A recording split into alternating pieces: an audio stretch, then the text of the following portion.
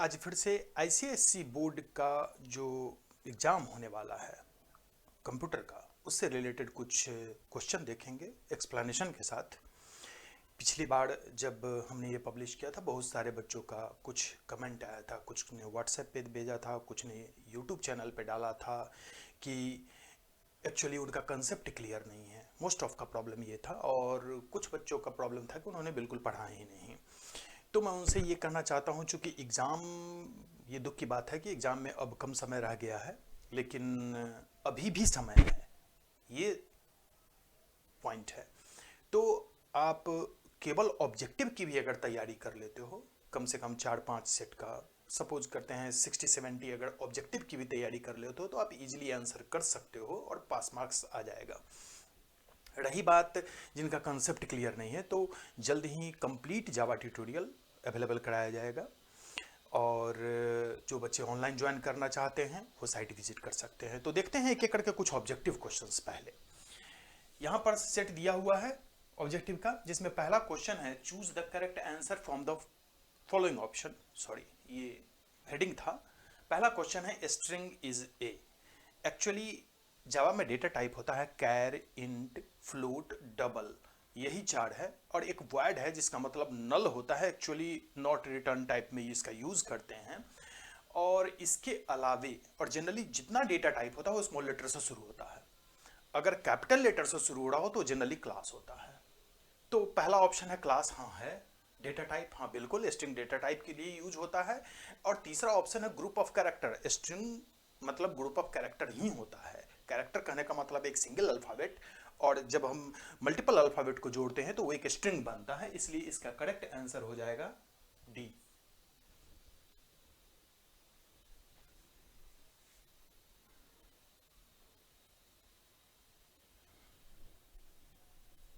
Marker मैंने on कर लिया है, ऑफ था। तो इसका करेक्ट आंसर हो जाएगा डी। नेक्स्ट क्वेश्चन है ए रैपर कन्वर्ट्स। रैपर क्या कन्वर्ट करता है? इंट टू फ्लोट नहीं, एक डेटा टाइप से दूसरे डेटा टाइप में जाने के लिए रैपर का यूज नहीं होता। दूसरा है फ्लोट टू इंट, ये भी वही चीज है, पलट के लिखा हुआ है। स्ट्रिंग टू स्ट्रिंग बफर, बिल्कुल नहीं। तो ये होगा प्रिमिटिव डेटा टाइप को अगर ऑब्जेक्ट डेटा टाइप में कन्वर्ट करना हो ताकि उस पर कुछ ऑपरेशन हम कर सकें, तो उसके लिए हम रैपर क्लास का यूज करते हैं। नेक्स्ट है string is. Actually string is non mutable, ये म्यूटेबल नहीं होता है। नेक्स्ट क्वेश्चन है boxing is converting the primitive data type from one type to another. No, it's not boxing, it's simply type conversion or typecasting. Converting wrapper class object to primitive data type. Next, converting primitive data type into corresponding wrapper class object. Actually जो wrapper class object होता है उसमें हम बहुत सारा method दिया होता है, प्री डिफाइंड मेथड होता है जिसको हम यूज़ करते हैं। और जनरली कोई भी क्लास है तो उसको हम एक बॉक्स की तरह ट्रीट करते हैं, इसलिए इसको बॉक्सिंग भी कहा जाता है। मतलब सिंपल ऑब्जेक्ट, सिंपल जो डेटा टाइप था उसको क्लास में हम कन्वर्ट कर लिए ताकि उसके सारे मेथड को यूज़ करें। तो इसका करेक्ट आंसर हो जाएगा सी। नेक्स्ट है the second last element of an array is size 100, find the index. Simple concept है, कंसेप्ट ध्यान में रखना है। कंसेप्ट क्या है कि एरे में, स्ट्रिंग में, यानी किसी भी तरह की चीज़ों में इंडेक्स जो है 0 से शुरू होता है। तो लास्ट इंडेक्स जो होगा 100 एलिमेंट अगर है तो 0 से अगर काउंटिंग स्टार्ट कर रहे हैं तो 99 will be last. Second last पूछ रहा है 98, that's C. Next, parameters used in the function definition are called. Function definition में जो हम पैरामीटर यूज करते हैं, फंक्शन जब डिफाइन करते हैं, फंक्शन में 3 पार्ट होता है। एक जहां हम डिक्लेयर करते हैं, दूसरा जहां हम कॉल करते हैं, और तीसरा जहां हम डिफाइन करते हैं। डिफाइन मतलब उसके बॉडी को, उसके फंक्शन को डिफाइन करते हैं। तो वहां पे जो पैरामीटर है उसे हम क्या कहते हैं? एक्चुअली ये फॉरवर्डेड पैरामीटर नहीं होता है, पैरामीटर कभी फॉरवर्ड नहीं होगा। बी एक्चुअल पैरामीटर ये नहीं है, ये एक्चुअली फॉर्मल पैरामीटर है जिसका यूज केवल और केवल उस फंक्शन तक के लिए होता है। उसके वैल्यू में किसी तरह का कोई चेंजिंग हो तो किसी और को फर्क नहीं पड़ता। Next, an object belong to a particular class is known as, वैसा ऑब्जेक्ट जो किसी क्लास से बिलोंग करता है उसे क्या कहते हैं? सिंपल है, object is an instance of class. ये जब हम जावा पढ़ना शुरू किए होंगे तो फर्स्ट चैप्टर में ही देखा होगा, यानी कि वो इंस्टांस कहलाता है। Next, A function with many definition is called.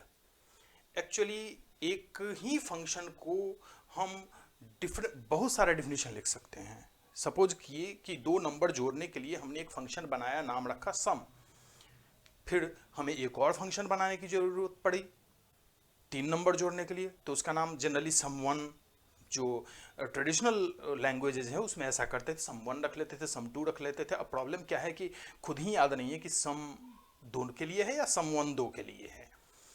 तो जो भी मॉडर्न लैंग्वेजेज आया जिसमें भी उप्स की फैसिलिटी थी, मतलब ऑब्जेक्ट ओरिएंटेड प्रोग्रामिंग की फैसिलिटी थी, उसने एक नया फीचर दिया और उसे कहते हैं ओवरलोडिंग। और ओवरलोडिंग का ही मतलब होता है कि एक ही फंक्शन या ऑपरेटर को हम डिफरेंट इंप्लीमेंटेशन में लिख सकते हैं, यानी कि a function with many definition is called overloading. Multiple function, no function overloading, it will call function overloading. Next question देखते हैं।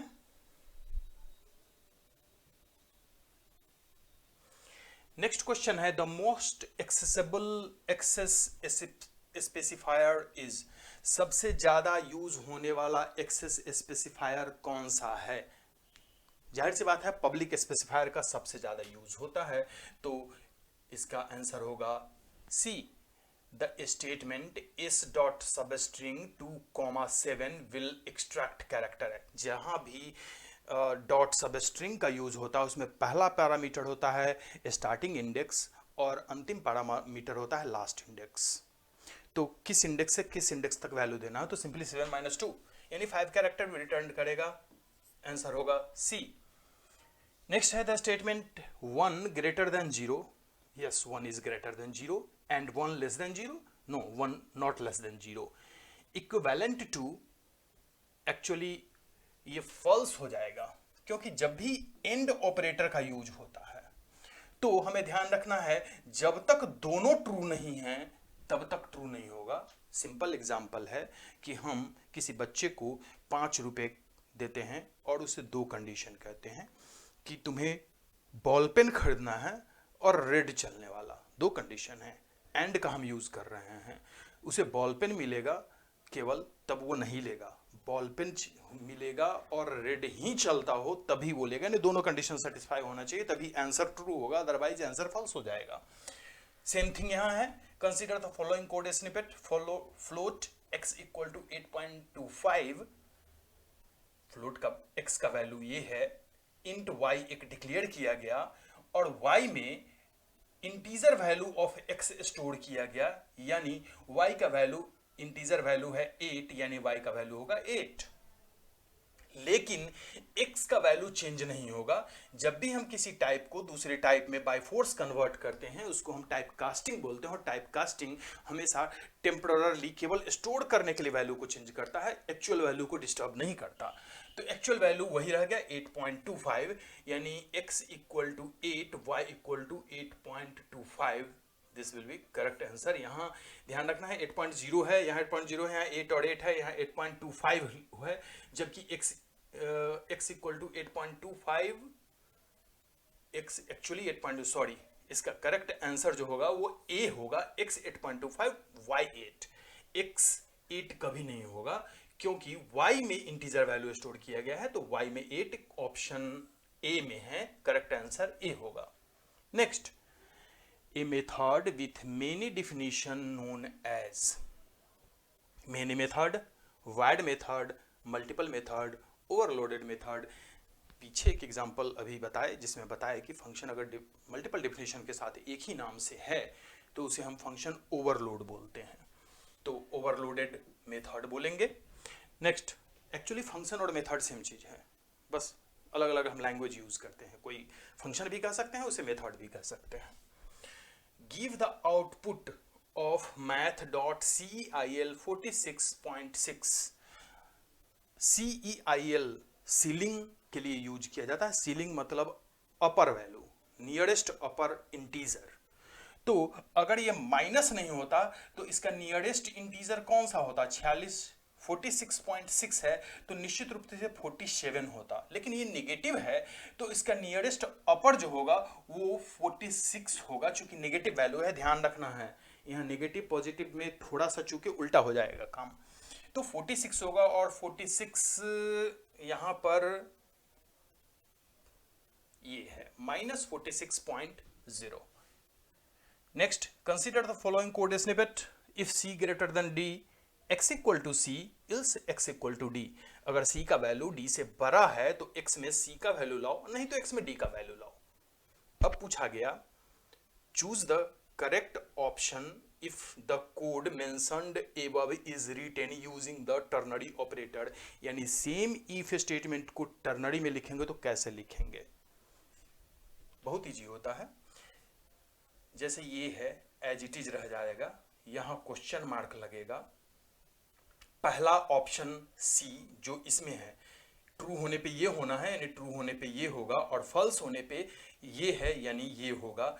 और अगर इसी चीज को अगर हम मैच करें तो x equal to C greater than D question mark C colon D option A में है।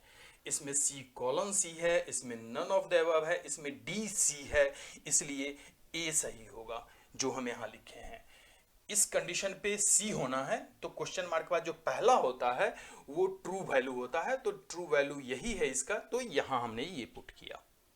Next, given array int z 15, 16, 17 it will occupy dash byte in memory. एक एरे दिया गया जिसमें 3 वैल्यू पुट किया गया, तीनों इंटीजर वैल्यू है। इंटीजर 4 बाइट मेमोरी लेता है, 3 इंटीजर है 12 बाइट लेगा, यानी आंसर होगा B 12। Next, in dash search the algorithm uses the middle value of array of the search operation. वो कौन सा सर्च ऑपरेशन है जिसमें एरे की मिडिल वैल्यू से सर्च होना शुरू होता है? जनरली तो मिडिल वैल्यू से केवल बाइनरी सर्च ही यूज होता है। बबल में जनरली क्या होता है, 2 के बीच हम एक्सचेंजिंग करते हैं, ऐसा कुछ करते हैं। लीनियर में एक तरफ से शुरू करते हैं, सिलेक्शन में हम किसी सिलेक्शन पॉइंट पर जाते हैं, केवल बाइनरी सर्च ही है जहां की मिडिल से शुरू होता है। Next, given a string s equal to national library, कहीं स्पेस नहीं है, s का वैल्यू है नेशनल लाइब्रेरी। अगर s dot last index of a पूछा गया तो लास्ट इंडेक्स यहां है a, और ये शुरू से अगर गिनेंगे तो 1 नहीं होना है, 2 नहीं होना है, 3 नहीं होना है, निश्चित रूप से 12 होना चाहिए। Correct answer will be B. चूंकि हम गिने नहीं हैं, हम देखें कि कोई भी उसके आसपास नहीं आ रहा है, इसलिए 12 कर दिए। Given below the following loop how many times the value of x will be printed. x का वैल्यू इसलिए अगर लूप चले तो कितनी बार प्रिंट करेगा? सिंपल, x का वैल्यू क्या है उससे हमें कुछ लेना देना नहीं है, जो हो सिंपल है। अब लूप कितनी बार चल रहा है? 20 टाइम्स, तो 20 बार प्रिंट करना चाहिए? नहीं, क्योंकि बीच में एक कंडीशन है, और कंडीशन ये है कि अगर i mod 7 equal to 0 continue कहने का मतलब है जिस समय i में यानी i का वैल्यू में 7 से भाग देके रिमाइंडर 0 हो जाता है, उस समय कंटिन्यू करना है। और कंटिन्यू क्या करता है? नीचे के स्टेटमेंट को छोड़ता है और फिर से ऊपर के स्टेटमेंट को एग्जीक्यूट करना शुरू कर देता है, यानी उस समय प्रिंट नहीं करेगा जब 7 से डिवाइड करके रिमाइंडर 0 होता हो। तो 1 से 20 तक में यानी 1 to 20 में केवल 2 ऐसा नंबर है जब 7 से डिवाइड होकर रिमाइंडर 0 होगा। एक 7 होगा उस समय और दूसरा 14 होगा उस समय, 21 तक जाना ही नहीं है।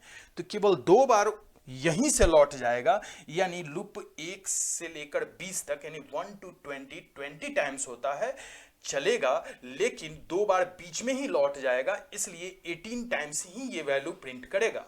तो 18 किस ऑप्शन में है? ये है डी। नेक्स्ट है which member of a class shared by all the object of it। Member का कौन सा क्लास है जो कि सारे ऑब्जेक्ट के द्वारा शेयर होता है? जैसा नाम से लग रहा है, स्टैटिक। स्टैटिक का मतलब ही होता है फिक्स वैल्यू, चाहे ऑब्जेक्ट कोई भी हो वैल्यू वही होगा। ऑब्जेक्ट में डिफरेंट ऑब्जेक्ट क्रिएट करने पे इसका वैल्यू नहीं बदलेगा। नॉन स्टैटिक है तो बदलेगा। सिंपल। ये एक सेट हमारा 20 क्वेश्चन का यहाँ पे पूरा होता है। अगले सेट पे चलते हैं और उसमें देखते हैं। क्लीन कर ले, अगले सेट पे आते हैं। अगले सेट में है the maximum number of objects of A class can be created. किसी क्लास का कितना मैक्सिमम नंबर ऑफ ऑब्जेक्ट हम क्रिएट कर सकते हैं? ऑप्शन है 1 बिल्कुल नहीं, 2 बिल्कुल नहीं, ऑन द यूजर चॉइस। ये होगा, जाहिर सी बात है, हमें जितनी आवश्यकता है हम उतना ऑब्जेक्ट क्रिएट करेंगे। Next, which of the following statement is most appropriate for the private member. Private member जो होता है, क्लास के अंदर पब्लिक मेंबर भी होता है, प्राइवेट मेंबर भी होता है। Public member outside class access होता है, जबकि प्राइवेट मेंबर केवल, जैसा नाम से ही लग रहा है कि ये प्राइवेट है, मतलब क्लास ही केवल एक्सेस करेगा। तो पहला ऑप्शन है they are visible out of the class, बिल्कुल नहीं। They can be used in the subclass, बिल्कुल नहीं। They are only visible in the class in which they declared, जैसा नाम से ही है, प्राइवेट ही होगा। नेक्स्ट, पैकेज क्या है? Package is a. Actually class क्या होता है? डेटा और मेथड का कॉम्बिनेशन एक क्लास होता है, लेकिन जब मल्टीपल क्लास को एक साथ हम कंबाइन करते हैं तो वो पैकेज कहलाता है। बस इतना याद रखना है। तो पैकेज क्या है? Collection of data? No, not only data. Collection of function? No, not only function. Collection of class? Yes, collection of class. Nested class नहीं होगा, उसको हम जनरली सब क्लास बोलते हैं। Next, the output of following code will be, S equal to double quote के बीच 7 है यानी string 7, T equal to integer dot parse int S, यानी टी का वैल्यू जो होगा वो एस में जो स्ट्रिंग 7 है उसको इंटीजर में पास करके टी का वैल्यू 7 इंटीजर हो जाएगा, और टी के वैल्यू में जो कि 7 अब है उसमें 1000 जोड़ दिया गया, यानी 1007 हो गया। तो अब प्रिंट कराया जा रहा है system dot out dot print L N T, यानी ये होगा। The output of following code will be, इस कोड का आउटपुट क्या होगा? Char small Y, single character है, स्मॉल लेटर में है, ध्यान रखना है। Char equal to char, character char equal to C H का वैल्यू वाई है। इसमें स्टोर क्या कर रहे हैं? तो character dot to upper case, यानी टू अपर केस में कन्वर्ट करो, जो भी हम दे रहे हैं, दे रहा है स्मॉल वाई, यानी यही चीज यहां आ रहा है। तो अब कैपिटल लेटर में कन्वर्ट करने का मतलब है इस कैर का वैल्यू जो होगा वो अब कैपिटल वाई है। अब कहा गया integer p equal to numeric value of char. जैसे ही किसी कैरेक्टर का हम न्यूमेरिक वैल्यू लेते हैं तो उसका मतलब होता है उसका आस्की वैल्यू देगा, और कैपिटल Y का आस्की वैल्यू हमें लेना है। कैपिटल लेटर का आस्की वैल्यू A का 65, B का 66, 65, 66, 67 एंड सो ऑन होता है। स्मॉल का 97, 98, 99 एंड सो ऑन होता है। तो Y का पूछा गया है, Z तक ये जाता है। ये हो गया P का वैल्यू, जो भी इसका आस्की वैल्यू है वो चला गया। अब इसने कहा कि system dot out dot println, print करो पहले कैर एक टैब जगह फिर वैल्यू।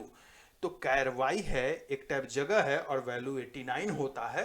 कैलकुलेट करके उंगली पर भी देख सकते हैं, 26 लेटर्स होता है, तो 65 से शुरू होता है, तो उंगली पर भी कैलकुलेट करेंगे तो वहां तक पहुंच जाएंगे आप 98। यानी इसका करेक्ट आंसर होना चाहिए ए वाई स्पेस 89, बिकॉज कैरेक्टर भी प्रिंट हो रहा है, इसमें कैरेक्टर नहीं है, इसमें कैरेक्टर नहीं है, तो ये दोनों तो पहले ही डिस्कार्ड हो गया, और Y90 जो होता है वो Z का होता है, तो ये होगा नहीं।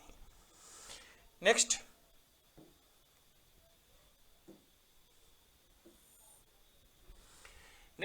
ऑब्जेक्टिव क्वेश्चन दिया हुआ है, function can be overloaded on the basis of.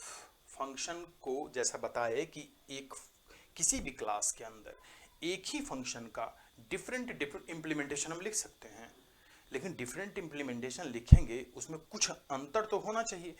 तो उसको डिफरेंशिएट हम किस आधार पे करते हैं, तो डिफरेंशिएट हमेशा नंबर ऑफ पैरामीटर या टाइप ऑफ पैरामीटर पे करते हैं। पहला है नंबर ऑफ पैरामीटर सही है, दूसरा है टाइप ऑफ पैरामीटर सही है, तीसरा है रिटर्न टाइप ये नहीं होगा, चौथा है बोथ ए एंड बी, चूंकि both and A and B सही है तो ये भी नहीं होगा, ये भी नहीं होगा। करेक्ट आंसर हो जाएगा इसका डी। नेक्स्ट क्वेश्चन है which of the following is the correct usage, जब एक्चुअली एरे डिफाइन किया हुआ है, इंट ए ब्रैकेट में कुछ नंबर, ऐसे हम एरे डिफाइन करते हैं, लेकिन वो नेगेटिव नंबर कभी नहीं होता, तो पॉजिटिव में देखें कि एक ही जगह है ऑप्शन बी में, इसका करेक्ट आंसर हो जाएगा B. Indicate the error message which displays if the following statement is executed, if int A 5 sorry integer A 5 equal to कितना नंबर है, 1 2 3 4 और 5, टोटली 5 इंटीजर्स वैल्यू को A5 जिस मतलब एक एरे डिक्लेयर किया गया जिसका लेंथ 5 दिया गया, उसमें 5 नंबर भेजा गया, कोई एरर नहीं है। अगर ज्यादा नंबर भेजा जाता तो एरर होता, कम है तब भी एरर नहीं होगा, तो कोई एरर नहीं है यानी नन। अगर एक भी ये ज्यादा होता तो आता array index out of bounds. Next है value of function converts, value of function क्या कन्वर्ट करता है, तो जनरली जब हम लिखते हैं string s equal to 5 double quote के बीच या सिंगल कोट के बीच या डबल कोट के बीच, तो क्या होता है कि इसका वैल्यू स्ट्रिंग में 5 है, जब भी उसे हमें नंबर में लेना हो तो वैल्यू ऑफ का यूज करेंगे। तो यहां पर है प्रिमिटिव टाइप टू स्ट्रिंग, नहीं टू स्ट्रिंग तो कन्वर्ट करता ही नहीं है, string to primitive type actually ये होगा। स्ट्रिंग था जो कि एक क्लास है, पहला कैरेक्टर कैपिटल होता है हमेशा स्ट्रिंग का, तो जो पहला कैरेक्टर कैपिटल है कह सकते हैं ये एक क्लास है, और नंबर में कन्वर्ट कर रहा है इंट में, इंट प्रिमिटिव डेटा टाइप है, तो ये आंसर होगा। The parse it function is member of, parse int integer में पार्स करना है, ये इंटीजर क्लास का ही मेंबर है, integer wrapper class, correct answer ये होगा। Character literal is enclosed within, जब भी कैरेक्टर लिटरल लिखते हैं तो सिंगल कोट में, और स्ट्रिंग लिटरल है तो डबल कोट का यूज करते हैं, तो सिंगल कोट पहला ही आंसर है। The return type of equals function if a equals 5 either will be true or either will be false, means boolean data type, then integer देगा नहीं, फ्लोट होगा नहीं, C boolean होगा। If no access specifier is mentioned then the access specifier default by default is, अगर हम class के अंदर variable बनाए और लिख प्राइवेट इंट इक्वल टू 5, तो प्राइवेट क्या है, एक्सेस स्पेसिफायर है, पब्लिक इंट भी लिख सकते थे, लेकिन हमने एक्सेस स्पेसिफायर दिया ही नहीं, सीधा लिखा इंट इक्वल टू 5, देन क्या होगा, तो package no, default yes, default access specifier होगा, ऑल ऑफ द एबव नहीं होना चाहिए क्योंकि पैकेज यहां इंक्लूड है। Next, the scanner class belong to, scanner class किससे बिलोंग करता है, AWT पैकेज, मतलब एडवांस विंडोज टूलकिट, इसमें विंडोज से रिलेटेड टूलकिट होता है, विंडो बनाना, बटन बनाना, इनपुट बॉक्स बनाना, कंबो बॉक्स बनाना, ये सारे होते हैं। ग्राफिक पैकेज में केवल ग्राफिक के लिए होता है, सर्कल बनाओ, बॉक्स बनाओ, 3D 4D जो भी बनाना हो। नेट पैकेज, इसमें नेटवर्किंग से रिलेटेड सारे मेथड होते हैं, तो केवल एक ही बचता है यूटिलिटी पैकेज, यानी यूटिलिटी से रिलेटेड है, करेक्ट आंसर होगा D. Which of the following loop execute at least once, कौन सा ऐसा लूप है जो कम से कम एक बार तो एग्जीक्यूट कर ही जाएगा, चाहे कंडीशन ट्रू हो या फॉल्स हो, डजंट मैटर, तो केवल एक ही तरह का लूप जो कि घुसते समय कंडीशन चेक नहीं करता हो, निकलते समय कंडीशन चेक करता हो, और ऐसे लूप को हम एग्जिट कंट्रोल्ड लूप कहते हैं। तो exit controlled loop always execute its statement at least once regardless of the condition given there, and जो एग्जिट कंट्रोल्ड एक ही लूप होता है और यह है do while loop. Correct answer will be C. The following is a segment of program, एक program दिया हुआ है, हमें लिखना है what will be the value of X and Y, X और वाई का वैल्यू क्या होगा ये पता करना है। मान ले कि अगर n का वैल्यू 1 है, x का वैल्यू कितना है 1, y का वैल्यू कितना है 1, n का वैल्यू कितना कहा 1, 1 ग्रेटर देन 0 है, yes 1 is greater than 0, then x will be increase by 1 and y will be increased by 1, 1 था 2 हुआ, ये y1 था ये भी 2 हुआ, तो x equal to 2 y equal to 2, ऐसा है ऑप्शन नंबर बी में, यानी बी होगा correct answer. Next, the output of following statement will be string dot replace, इस स्ट्रिंग में रिप्लेस करना है जहां भी ई है उसको कैपिटल ए से, तो ये नहीं होगा, इसमें भी ई है, इसमें भी ई छूटा हुआ है, एक यही है जिसमें सारा ई ए से रिप्लेस्ड है, ए होगा। The keyword used to make an instance of variable is, the keyword used to make an instance variable is, instance variable बनाने के लिए कौन सा कीवर्ड यूज होता है? जब भी कोई क्लास हम डिफाइन करते हैं तो लिखते हैं क्लास, सपोज क्लास का नाम है एजुकेशन, तो क्लास एजुकेशन स्टार्ट करते हैं, क्लोज करते हैं, उसके बीच रैप करते हैं डेटा को और मेथड को, और जब ऑब्जेक्ट बनाते हैं तो हम लिखते हैं education E equal to new education, तो कीवर्ड यूज होता है न्यू। न्यू है क्या? एक्चुअली स्टैटिक नहीं है, इंस्टांस नहीं होता, ग्लोबल ये कोई कीवर्ड नहीं है, नन ऑफ द एबव इसका आंसर होगा। The keyword used to terminate a loop, किसी लूप को बीच में टर्मिनेट करना हो, सपोज हमने एक लूप लिखा जिसका काम है एक से किसी भी नंबर तक जाना और बीच में टर्मिनेट करना है, तो क्या करते हैं? ब्रेक स्टेटमेंट का यूज करते हैं। ब्रेक स्टेटमेंट जो है वो लूप के लिए और स्विच स्टेटमेंट दोनों में यूज होता है और इसका काम है वहीं पर बाय फोर्स लूप को ब्रेक करना। Option A will be correct answer. Next question है, which of the following feature is not the principle of oops, oop मतलब ऑब्जेक्ट ओरिएंटेड प्रोग्रामिंग, जावा का मेन फीचर ही है ऑब्जेक्ट ओरिएंटेड प्रोग्रामिंग, और ये 100% object oriented programming language है, यानी without object हम programming ही नहीं कर सकते, बाउंड करता है हमें कि हम यूज करें। तो कौन सा ऐसा जो है वो उप्स का फीचर नहीं है? इनकैप्सुलेशन फीचर है, इनहेरिटेंस भी फीचर है, पॉलीमॉर्फिज्म भी फीचर है, केवल transparency is not feature. Transparency का मतलब हो गया कि कोई भी ऑब्जेक्ट किसी भी ऑब्जेक्ट में झांक के देख सकता है, कोई भी क्लास किसी क्लास में झांक के देख सकता है, यानी प्राइवेसी ही खत्म हो गई। जबकि जावा 100% सिक्योर लैंग्वेज है, तो ट्रांसपेरेंसी इसका फीचर कभी नहीं हो सकता। That's all. यहाँ पर हमने अब तक जो डील किया लगभग 40 ऑब्जेक्टिव टाइप क्वेश्चन डील किया है और डिफिनीशन के साथ। उम्मीद करते हैं कि क्लियर होगा, लेकिन फिर भी हम यही कहना चाहेंगे कि डिटेल्स में जावा सीखिए, बहुत आसान है।